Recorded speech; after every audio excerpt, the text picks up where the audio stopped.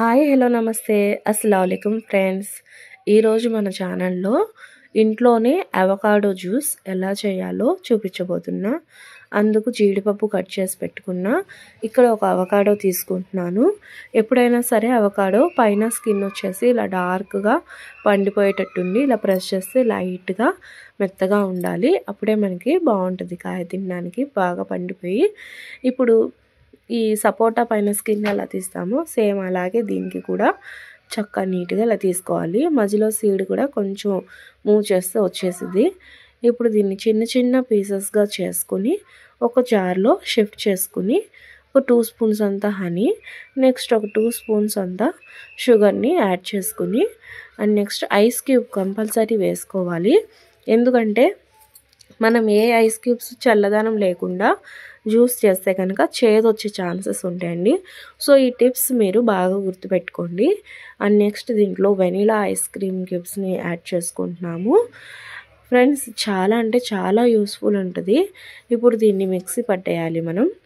Avocado, ice cream, honey, sugar వేసి ఇది paste లాగా అయిపోయిన తర్వాత ఒకసారి ఇలా ఆపి మధ్యలో చల్లటి పాలు మరిగించి ఫ్రిడ్జ్లో పెట్టినియండి. అలా చల్లటి పాలు కూడా యాడ్ చేసుకుని ఇలా గ్లాసెస్లో మనం సర్వ్ చేసుకోవడమే, అంతేనండి. ఈ ఫ్రూట్లో చాలా బెనిఫిట్స్ ఉంటాయండి. వేసవి కాలంలో చాలామందికి బీపీ ఎక్కువ ఉంటుంది. అది కంట్రోల్ చేయడంలో మంచిగా యూజ్ అవుతుంది. అంతేకాదండి, కొలెస్ట్రాల్ బాగా తగ్గుతుంది, బ్యాడ్ కొలెస్ట్రాల్. ఇది తింటే మనకి చాలా సేపటి వరకు ఆకలి వేయదు కాబట్టి డైట్లో కూడా భాగం చేసుకోవచ్చు. అన్ని యూజెస్ ఉంటాయండి ఈ అవకాడో జ్యూస్ అయినా సలాడ్ అయినా ఏదైనా సరే.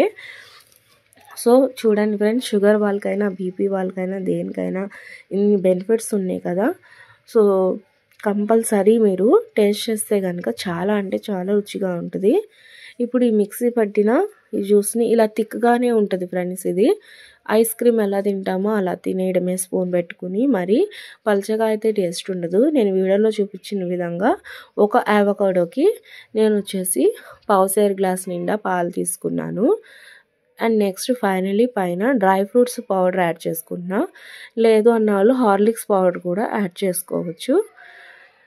అండ్ నెక్స్ట్ జీడిపప్పుని సన్నగా తరిగి పెట్టుకున్నాం కదా, దాన్ని కూడా యాడ్ చేసాము. ఇలా పైన ఇవి వేసుకోవడం వల్ల మనకి తినేటప్పుడు జీడిపప్పు మధ్య మధ్యలో తగులుతాను, చాలా టేస్టీగా ఉంటుంది.